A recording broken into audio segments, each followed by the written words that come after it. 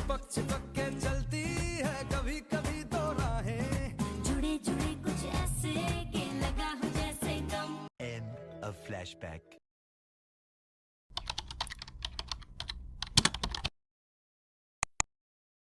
Hey everyone, Assalamu alaikum and yeah, welcome to our new another vlog. Today আমরা গিয়েছিলাম হযরত শাহজালাল রহমাতুল্লাহি আলাইহির মাজারে। তো আজকে আমরা যাচ্ছি জাফলং, লালাখাল, চা বাগান, আগুন পাহাড় এন্ড লাস্টে শাহপরান মাজার। লালাখাল এসে ভাইয়া হঠাৎ করে নৌকা থেকে নেমে গেল। কেন নেমে গেল সেটা জানতে check out this full video. So let's start it.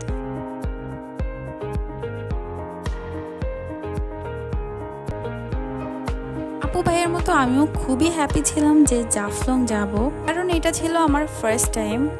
But গিয়ে যে এত বড় একটা বাস খাবো আসলে সেটা ভাবেইনি।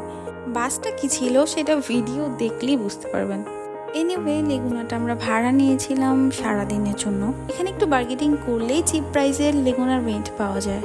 তো দেখতে দেখতে চা বাগানের সাইডে চলে এসেছি। লেগুনা থেকে কি যে সুন্দর ভিউ দেখা যাচ্ছিল আসলে বলার মতো না। লেগুনা নামার উদ্দেশ্যই ছিল যেন আমরা ফুল ভিউটা এনজয় করতে পারি। একটা ইনফরমেশন হয়তো অনেকেই জানেন না, জাফলং কিন্তু পাথরের জন্য অনেক বিখ্যাত। বাংলাদেশের বিভিন্ন জেলার মানুষ এখান থেকে ফুড বা সেফটি হিসাব করে বিভিন্ন কনস্ট্রাকশন কাজের জন্য পারচেজ করে থাকে। যাই হোক, এটা জাফলং এর জাস্ট একটা ছোট ইনফরমেশন ছিল। তো এই তো কথা বলতে বলতে আমরা প্রায় জাফলংয়ে চলে এসেছি।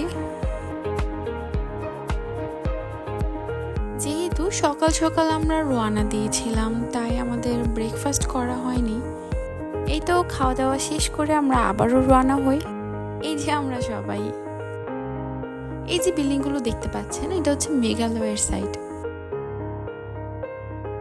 এত পরিমাণে গরম ছিল যার কারণে অনেকগুলো ছাতা কিনতে হয়েছিল অ্যান্ড রোদে কিছু দেখতে পাচ্ছিলাম না।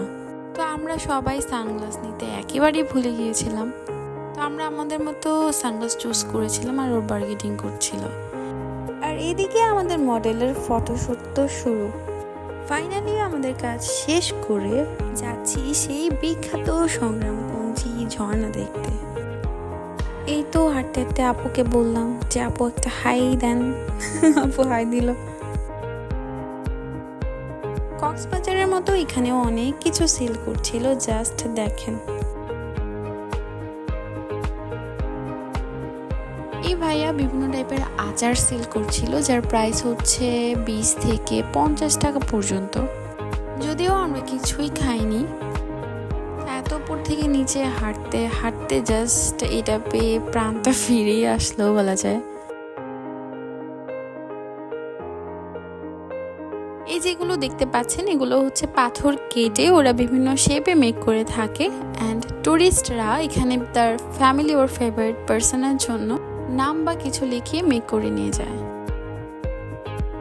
তো এখন যাচ্ছে নৌকা ভাড়া নিতে, কারণ সংগ্রামকুঞ্জি ঝর্ণাটা কিছুটা দূর আর এখান থেকে নৌকা দিয়েই ওখানে যেতে হয়। এই তো আমরা নৌকায় উঠে যাই। তারপর আমরা সবাই পানি ধরার চেষ্টা করছিলাম, আর পানি এত পরিমাণ ঠান্ডা ছিল বলার মতো না। রোদের সাথে পানির কম্বিনেশনটা খুব বেটার ছিল। তো যাই হোক, আমরা নেমে যাই। নেমে যাওয়ার পর দেখি যে এখনো আসেনি, আরও এক ধাপ নৌকা দিয়ে আমাদের পার হতে হবে।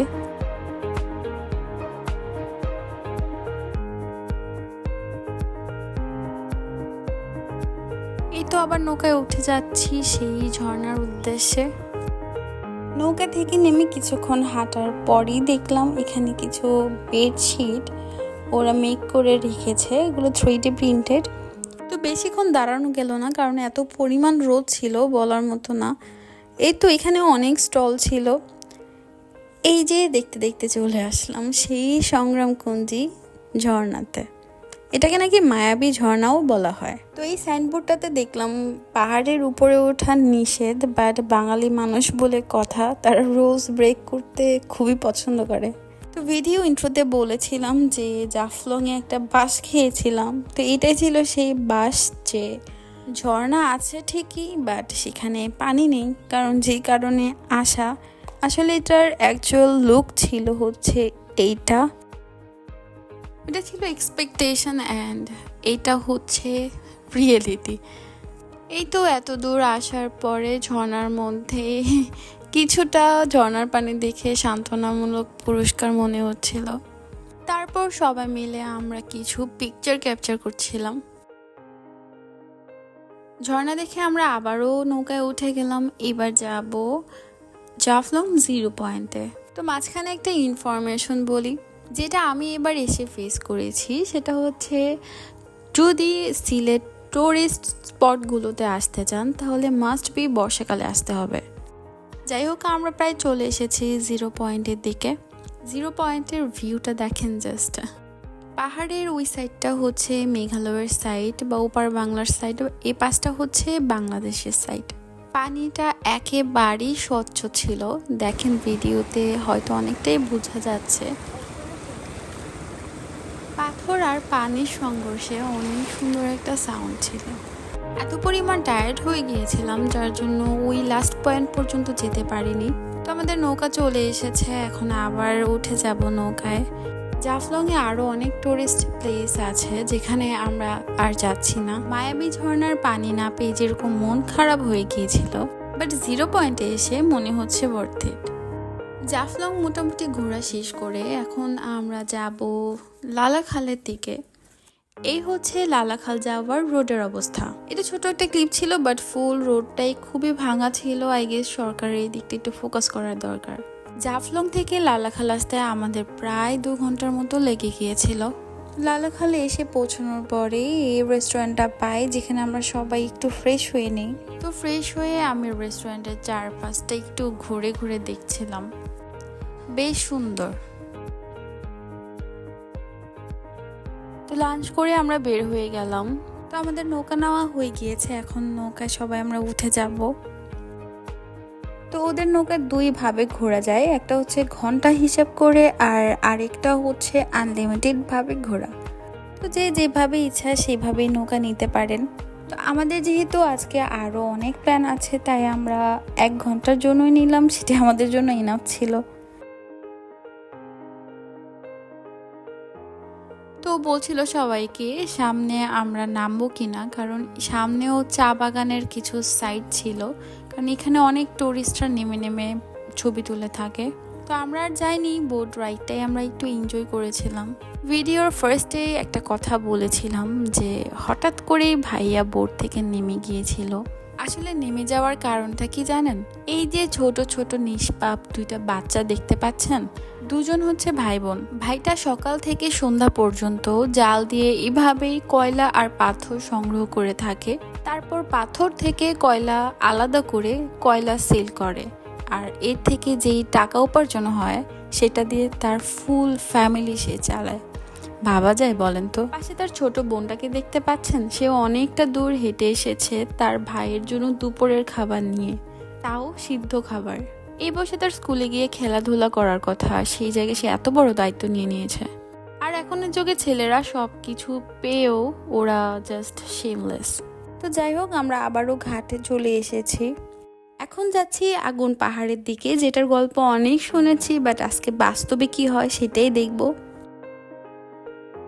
এই যে পাহাড়ের কর্নারে আগুন জ্বলছে অলরেডি, তো এইটাই হচ্ছে আগুন পাহাড়। এখন আমরা কাগজ বা কিছু দিয়ে একটু পরীক্ষা করে দেখব যে আসলেই আগুন জ্বলে কিনা। চলেন দেখি।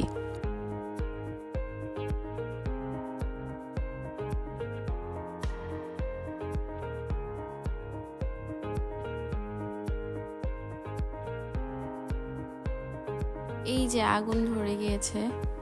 এখানে এভাবে আগুন ধরে যাওয়ার রিজনটা কি কেউ যদি জানেন প্লিজ জানাবেন। আমার ধারণা পাথর আর বালির অনেক তাপের কারণে এটা হয়তো হয়ে থাকে। তো যাই হোক, আমাদের লেগুনা মামাকে বললাম একটা সুন্দর চা বাগানের সাইডে আমাদের নিয়ে যেতে। তো উনি আমাদের এখানে নিয়ে আসলো, যদিও আমাদের ভিউটা তেমন একটা পছন্দ হয়নি। তো সারাদিন এত পরিমাণ জার্নি করে সবাই আমরা অনেক টায়ার্ড হয়ে গিয়েছিলাম, ছবি তোলার মুডটা পর্যন্ত ছিল না। যাই হোক, কিছু পিকচার্স তুলে আমরা আবারও ব্যাক করি। আসলে আজকে জাফলং জার্নিটাতে আমরা সবাই অনেক সিক হয়ে গিয়েছি। এত পরিমাণ রোদের তাপ ছিল যে আমাদের স্কিন টোন সবারই কয়েক শেড বার্ন হয়ে গিয়েছিল। তো আজকে চা বাগানে আমরা তেমন ঘুরতে পারিনি, ট্রাই করব নেক্সট ডেতে আবারও আসার। চা বাগান থেকে কিছুটা দূর যাওয়ার পর আমরা এই বাজারটা দেখে সবাই নেমে পড়লাম। তো এই ছোট বাজারটাতে পেঁপে, লেবু, কলা আরও অনেক শাকসবজিও ছিল, যা আমরা ফার্স্টে ঘুরে ঘুরে দেখছিলাম যে কি নেওয়া যায়। মামা, এই লেবুগুলোর নাম কি? কি লেবু? কি লেবু? জালা লেবু, মিষ্টি লেবু। হ্যাঁ, মিষ্টি লেবু। ওই গোলগুলো? কালা দিবি, চাক করা।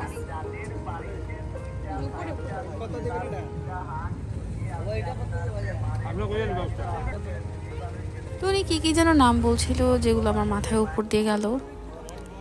যাই হোক, তো ও পেঁপে আর তরমুজ নিয়েছিল, যেটা আমরা লেগুনাতে বসে সবাই খেয়েছিলাম। কোনোভাবে কেটে দেন খেলাম, বেশ ভালোই ছিল। এটা হচ্ছে শাহপরান রহমতুল্লাহি আলাইহির মাজার, যেখানে আমি আর আগে আসিনি। তো আজকের ঘোরাঘুরি এই পর্যন্তই। কাল আমরা যাব Sada Pathar, Bichanakandi, Ratargul. So till then, take care and আল্লাহ হাফিজ।